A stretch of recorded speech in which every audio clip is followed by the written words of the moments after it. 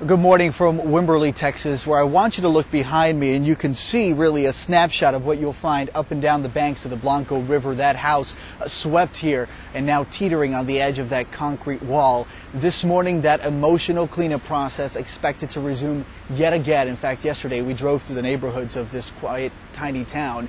Many people laying out their belongings, trying to save anything that they could. The cleanup is underway in central Texas, where weekend storms claimed lives, destroyed homes, and turned roads into raging rivers. In Hays County, the search continues for the missing.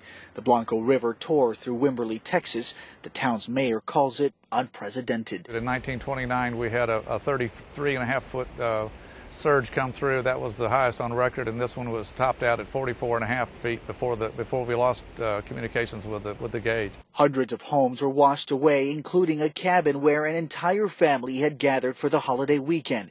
Laura McComb, who is still missing along with her two children, called her sister as the storm hit. The house is floating down the water, and tell Mom and Dad that I love them. I love you, and pray.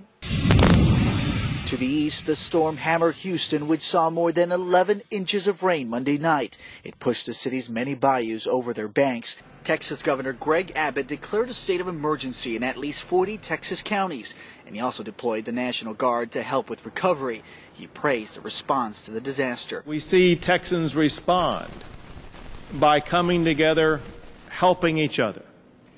We see that in Houston, Texas. We've seen it in other parts of the state.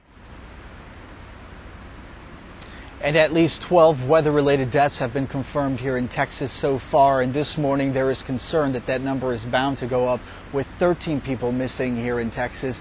We're now learning that the oldest of them, 81 years old, the youngest, only 4. Reporting in Central Texas this morning, I'm Polo Sandoval.